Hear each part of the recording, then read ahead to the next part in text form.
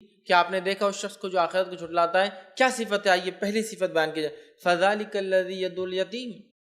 اس کی پہلی صفت یہ ہے جو آخرت کو جھٹلانے والا ہے، ڈے آف ججمنٹ کو جھٹلانے والا ہے، بدلے کے دن کو جھٹلانے والا ہے، جس کو اس چیز کی امید نہیں کہ اسے کوئی حساب اور کتاب دینا ہے، اس کی پہلی صفت یہ ہے کہ وہ کیا کرتا ہے؟ فَذَلِكَ الَّذِي يَدُعُ الْيَتِيمَ، وہ یتیم کو دھکے دیتا ہے، یتیم کا احترام نہیں کرتا، یتیم کا حق نہیں دیتا، یتیم کے ساتھ حسن سلوک نہیں کرتا، بلکہ اس کے برعکس وہ یتیم کو دھکے دیتا ہے، اس کے حق سے دور کرتا ہے، اس کے رائٹس جس کو بولتے ہیں اس سے دور کرتا ہے، حسن سلوک سے اس کو دور کرتا ہے، اس پر خرچ نہیں کرتا، اور تمام وہ چیزیں جو ایک یتیم کا حق ہے اس کو وہ نہیں دیتا۔ یہ پہلی صفت ہے روز جزا کو، آخرت کے دن کو، بدلے کے دن کو جھٹلانے والے کی فرسٹ کیریکٹرسٹکس، پہلی صفت یہ ہے یتیم کا حق نہیں دیتا۔ آج یتیم کے حق کے تعلق سے میں سمجھتا ہوں بہت زیادہ واضح کرنے کی ضرورت نہیں ہے۔ یتیم یاد رکھیے، یتیم کے حقوق قرآن نے بار بار کیوں بیان کیے؟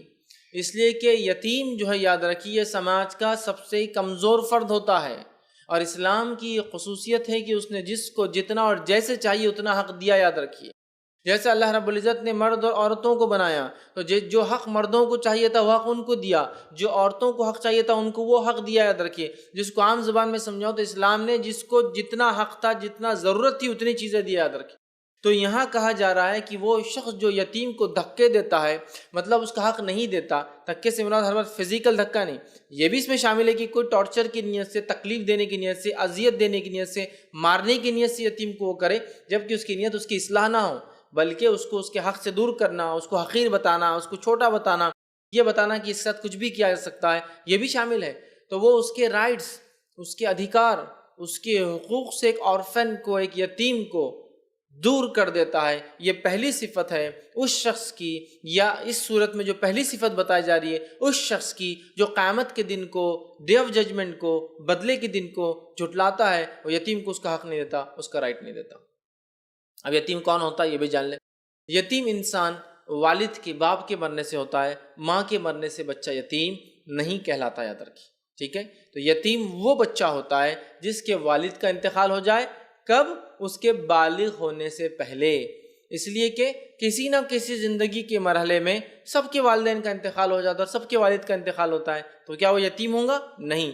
تو یتیمی والد کے انتقال سے آتی ہے، اور یتیمی بالغ ہونے سے پہلے ہوتی ہے۔ جب انسان بالغ ہو جاتا ہے تو وہ یتیم نہیں رہتا۔ یاد رکھے، چاہے لڑکا ہو چاہے لڑکی ہو، یتیمی بالغ ہونے کے ساتھ ختم ہو جاتی ہے۔ ٹھیک؟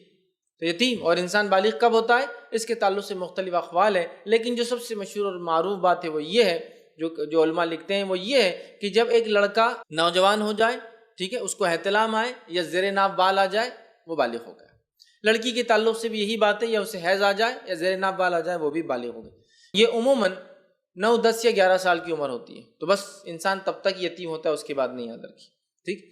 تو کہا یتیم کا حق مارنے والا یہ آخرت کو جھٹلانے والا انسان ہے، اس لیے کہ یتیم سماج کا سب سے کمزور فرد ہوتا ہے، سب سے جس کو کہیں گے ہم جو ہے ویکسٹ سیکشن ہے۔ یاد رکھیے، وہ سب سے کمزور ہوتا ہے، اس لیے اسلام نے اس کے حق کی بار بار بات کی۔ یاد رکھیے، ہم لوگ سوچتے ہیں قرآن میں یتیم کا حق، یتیم کیوں بیان کیا؟ کیونکہ یتیم سب سے کمزور ہے۔ یاد رکھیے، یتیمی کیا ہوتی ہے یہ ہم نہیں سمجھ سکتے۔ یاد رکھیے، وہ انسان جو یتیم ہوا، مطلب اس کو والد نہیں تھا بچپن میں، وہی سمجھ سکتا ہے کہ یتیمی کیا ہو سکتی ہے۔ یاد رکھیے، اس لیے کہ یتیم کے لیے کوئی ضروری نہیں کہ یتیم ہمیشہ غریب ہو، مالدار بھی یتیم ہو سکتا ہے، لیکن اس کا بھی حق دینا ہے۔ اس کا حق مال سے نہیں دیا جائے گا، لیکن اس کا حق اس کے مال کو سنبھال کر، اس کا حق اس کے مال کا صحیح استعمال کر کے، اس کا حق اس کو صحیح راستے پر چلا کے، اس کا حق اپنی جان پہچان سے اس کا کام کروا کے کیا جا سکتا ہے۔ یاد رکھیے، تو یتیم کو مدد سے ہمیشہ مراد مالی مدد مت سوچیے آپ، کہ تو مالدار بھی انسان ہوتا ہے، وہ انتقال کر جائے، اس کے بچے یتیم ہو جاتے ہیں۔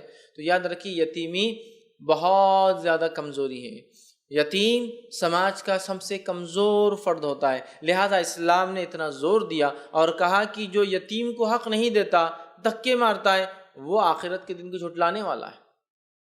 نبی اکرم صلی اللہ علیہ وسلم جو ہے کا معمول تھا، ویسے تو بچوں کے سر پہ ہاتھ پھیرتے، یتیموں کے سر پر ہاتھ پھیرتے، یتیموں کو اپنے کاندھے پر بٹھاتے، یتیموں سے محبت کا اظہار کرتے۔ حدیث میں آپ نے یہاں تک بیان کیا کہ جو یتیم کا دنیا میں حق ادا کرے، اس سے حسن سلوک کرے، اس کی کفالت کرے، وہ اور میں جنت میں ایسے ہوں گے۔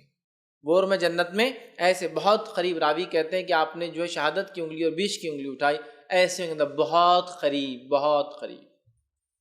تو یتیم یاد رکھیے، اس کا حق دینا یہ بہت بڑی چیز یاد رکھیے، اور اس کا حق مارنا یہ گناہ کبیرہ میں سے ایک گناہ یاد رکھیے، معمولی مت سمجھیے، اس لیے کہ وہ سب سے کمزور فرد ہے سماج کا. آج ہمارے سماج میں کیا ہوتا ہے، یتیم اگر کوئی ہو جائے، دور جہالت میں یہ ہوا کرتا تھا کہ جب کوئی انسان مر جاتا تو اس کے بھائی گھر کے دیگر مرد کیا کرتے معلوم آپ کو، اس یتیم کے جائیداد کو ہڑپ کر جاتے، مطلب اپنے بھائی کی جائیداد کو ہڑپ کر جاتے، اور جائیداد نہ جائے بول کر کیا کرتے کبھی کبھار کہ اس عورت کا نکاح، چونکہ اب ظاہر سی بات ہے جب شوہر کا انتقال ہو یہ عورت نکل کے اپنے گھر چلی جائیں گی، وراثت تقسیم ہوں گی، تو اس عورت کا نکاح اس آدمی کے دوسرے بیٹوں سے کر دیتے تھے، سوتیلے بیٹوں، جس کو عام زبان میں کہیں، سمجھ رہا تھا کہ وراثت نہ جائے. اور اس کی اگر لڑکیاں ہوتی تو ان کو کہتے کہ جب بڑی ہو جائیں گی نا بچیاں تو ہمارے بیٹوں سے ان کی شادی کر دیں گے. مقصد شادی نہیں ہوتا، مقصد جائیداد کو اٹکا کے رکھنا ہوتا تھا، اور لمبی عمروں تک ان کی شادی نہیں کرتے، وہ تھک ہار کے جو ہے پھر پریشان ہو جاتے، پھر کہیں بھی ان کا جو ہے نکاح کر دیا جاتا. لیکن وراثت چونکہ تقسیم نہ ہو، اس طرح کا ظلم کرتے. کچھ یہ بھی کرتے کہ جب کوئی انسان مر جاتا اس کے بچوں کو جو غلام بنا کے بیچ دیتے اور اس کی بیوی کو غلام بنا کے یا لونڈی کی حیثیت سے رکھ لیتے. یہ ظلم جو سماج میں کیا جاتا تھا، تو قرآن نے کہا کیا تم نے دیکھا اس شخص کو جو آخرت کو جھٹلاتا ہے؟ چونکہ اس زمانے میں بھی مشرکین مکہ آخرت پر ایمان کا کچھ نہ کچھ ان کا دعویٰ تھا، بدلے کا کچھ نہ کچھ تصور تھا، یقیناً اس طرح سے نہیں جیسا اسلام میں تھا، لیکن کچھ نہ کچھ تصور تھا. اس لیے بہت سارے لوگ نیکیاں بھی کرتے تھے ان کے اندر، ایسا نہیں تھا سارے ہی گناہ گار تھے، گناہ عام تھے لیکن نیکی کرنے والے لوگ بھی موجود تھے. جیسے کہ اس زمان لڑکیوں کو زندہ دفنایا جاتا تھا، کچھ لوگ نہیں کرتے تھے یہ کام، بلکہ کچھ لوگ پالتے تھے لڑکیوں، کہتے تم مت دفنا میں پال لیتا ہوں. تو بہرحال یہاں کا آخرت کو جھٹلانے والا ہے وہ شخص جو یتیم کو دھکے دیتا ہے، اس کے حق سے دور کرتا ہے، اس کا حق مارتا ہے، اس کی جائیداد و زمین لے لیتا ہے، یا اس کی جائیداد زمین کو سنبھالتا ہے، اور جب وہ بالغ ہو جاتا ہے تو کہتا ہے اتنا میں نے سنبھالا کر آپ کیا چھوڑ دوں گا کیا، تم اتنے سمجھ رہے ہیں؟ مطلب یہ غلط طریقے سے اس کا حق لیتا ہے. جبکہ یتیم کا اگر مال ہو اس کو آپ سنبھالتے ہو، چلاتے ہو، مینٹین کرتے ہو، یہ یتیم کے والد کا بزنس تھا اس کو آپ چلاتے ہو، تو اس میں سے آپ اجرت و تنخواہ بالکل لے سکتے ہو جو واجبی اور جو جائز ہے. لیکن وہ سنبھالنے کا ہرگز مطلب یہ نہیں کہ آپ اس کا مال پہ بھی دعوے دار بن جائے. جیسے اکثر دیکھا جاتا ہے بچے کا والد کا انتقال ہو گیا، بھائی کا، چچاؤں نے بزنس سنبھالا، جب بھتیجا بڑا ہو جاتا ہے تو بولتے ہیں ہاں اب آ گئے تم چلانے، اتنے چھوٹے تھے تمہارا باپ مر گیا، اب کیا ہم چھوڑنے والے کیا، چلو نکلو.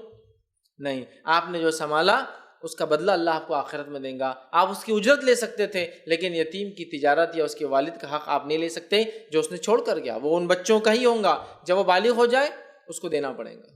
یتیم کا مال کھانا جہنم کی آنکھ پیٹ میں بھرنا ہے. یتیم کے مال پہ بری نظر ڈالنا یہ اپنی آخرت خراب کرنا ہے. یتیم کے ساتھ بدسلوکی کرنا یہ اپنی آخرت خراب کرنا ہے، یاد رکھیے.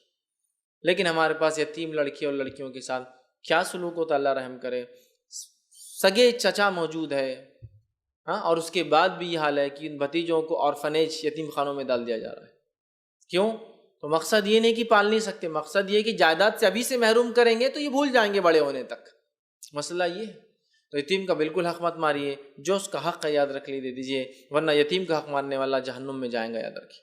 تو کہا آخرت کو جھٹلانے والے کی پہلی صفت یتیم کو اس کے حق سے دور کرتا ہے. آگے فرمایا، بتا اس پہ